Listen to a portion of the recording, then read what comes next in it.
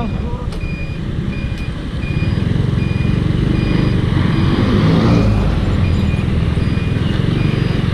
Yan. Pag kumaliwa kayo, Pasilang, saka Dasma. So, kaliwa tayo. Dumiretso ako. Hindi ako makakaliwa doon kanina eh. Ito tayo, diretso tayo. Ibig sabihin, papunta tayo ng paglabas na ito.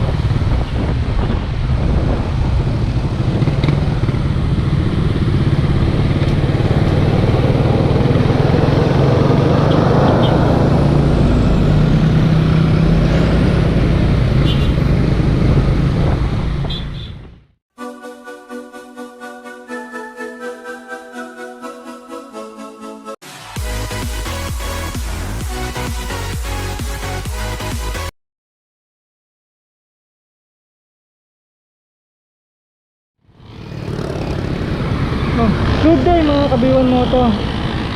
Welcome to my vlog.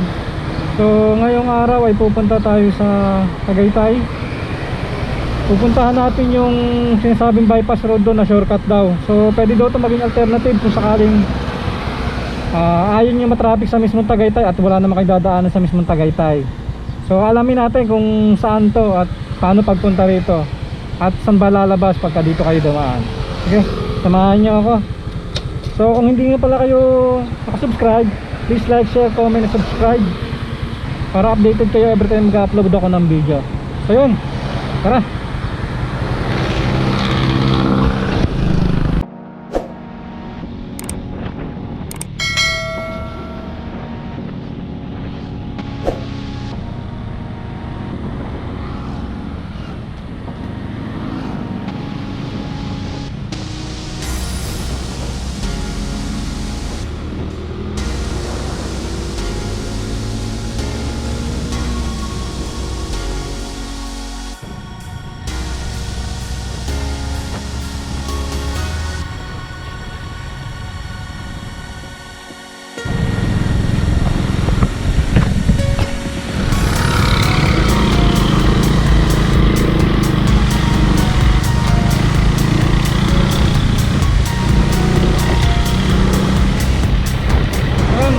Kabiwan mo ito. So ngayon titignan natin, pupunta tayo dito sa bagong bypass ng Tagaytay.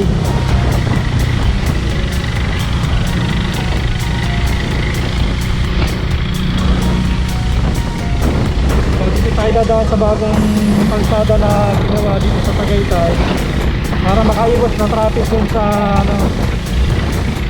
dito ng Tagaytay City. So kung ayaw nyo mag-traffic, ayaw nyo rin dumagon sa mismong Tagaytay, ito yung kalsada nyo. So pwede kayong dumaan dito. So bago lang tong daan na to.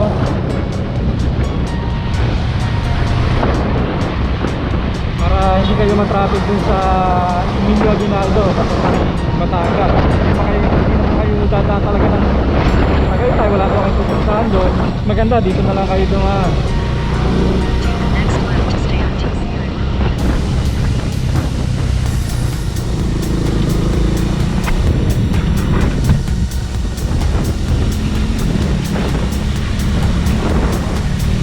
Yun, nandito na ako ngayon sa bypass Tagaytay Road yata to.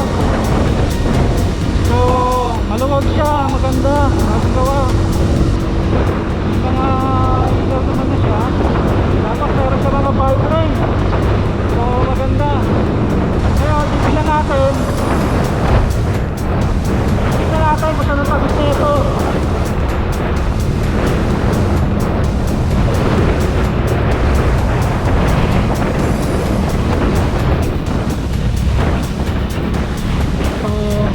Diretso lang siguro to.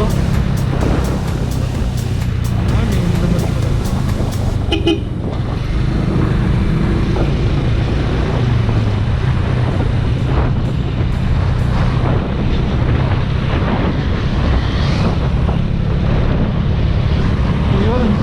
So Dasma, pwede kayo dumaan dito. Alternative to para dun sa mga ayaw matraffic sa mismong Tagaytay proper.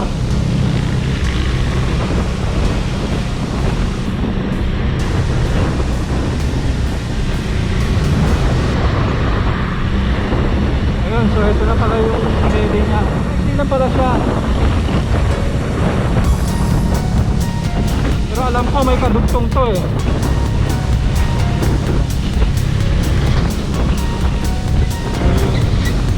Check natin kung saan ang labas natin dito.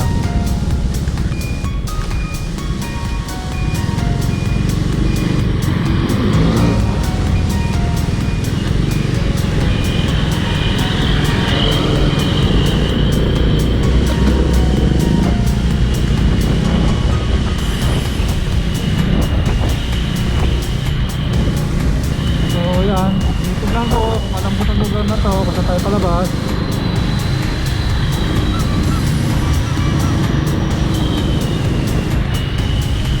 Pero sa pagkakatungin ko parang ano to eh,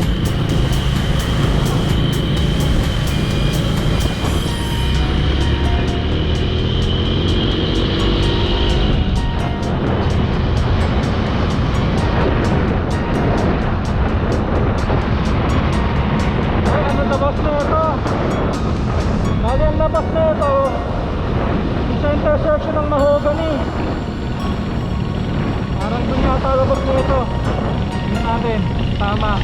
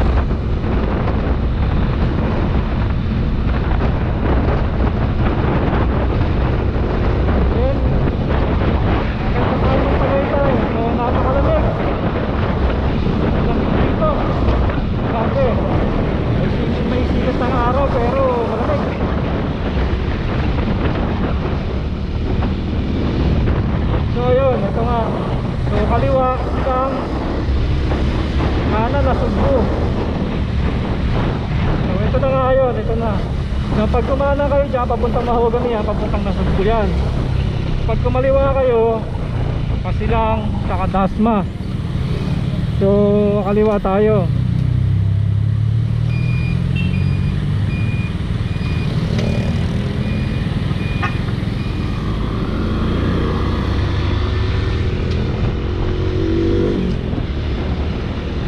So, yun. Dumiretso ako. Hindi ako makakaliwa ito kanina eh. Ito tayo, diretso tayo. Ibig sabihin, papunta tayo ng paglabas na ito, Skyranch. Papunta natin yung Skyranch na ito.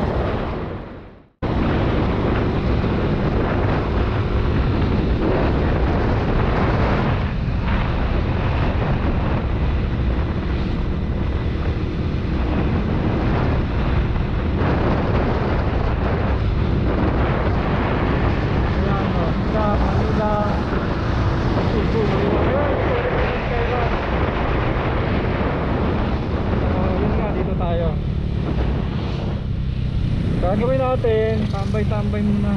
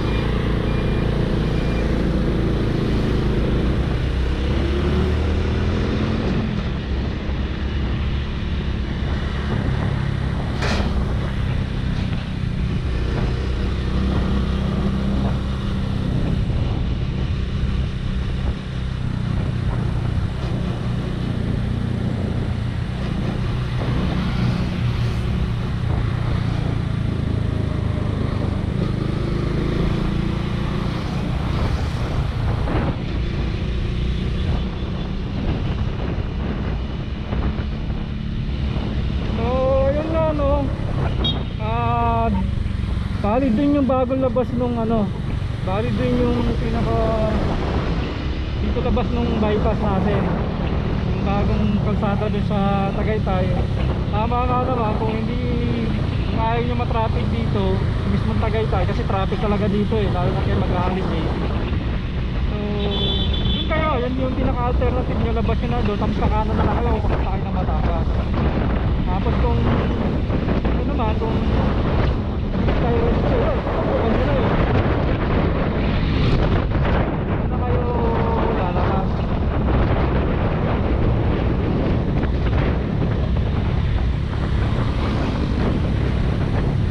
So ngayon, ayan, dito tayo sa Tagaytay.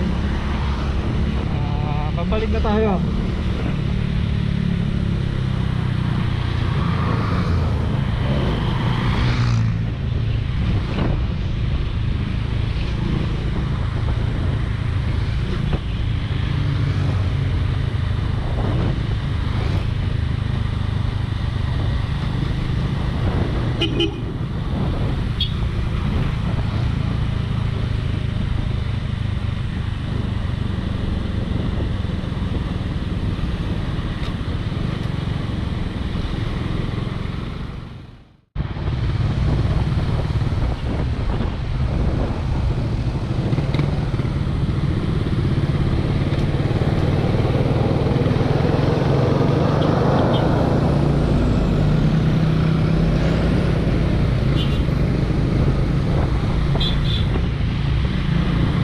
Napakaganda ng tanawin talaga dito sa Tagaytay.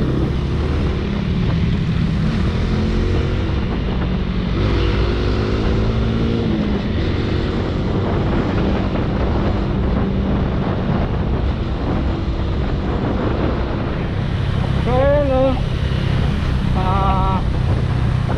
mabagal lang yung takbuhan natin kasi pinipil ko yung lamig dito. Kaya traffic naman. So malamig na rito. Kaya lulubos-lubosin ko na, binabagalan ko yung pagbaba ko kasi mamaya pagdating dun sa ano, mainit. So dito medyo malamig-lamig.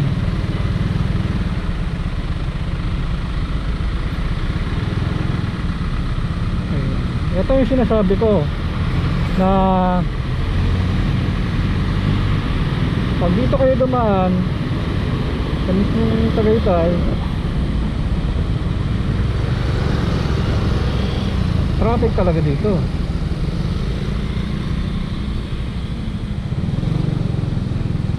At traffic talaga kayo dito pag dito kayo dumaan. Hindi katulad dun sa dinaanan natin kanina, dun sa bypass.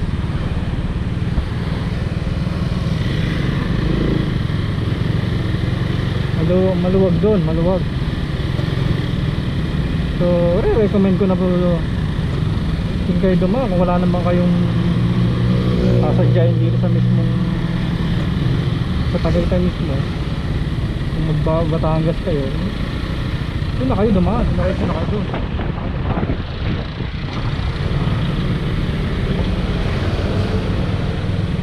para makaiwas kayo dito.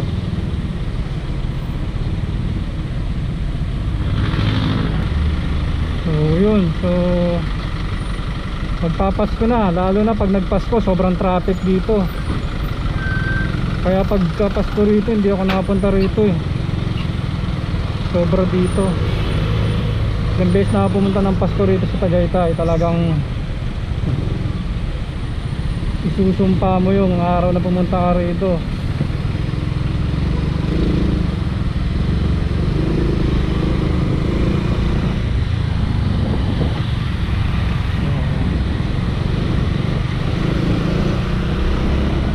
Nakalabas na tayo, wala ng traffic, pauwi na tayo.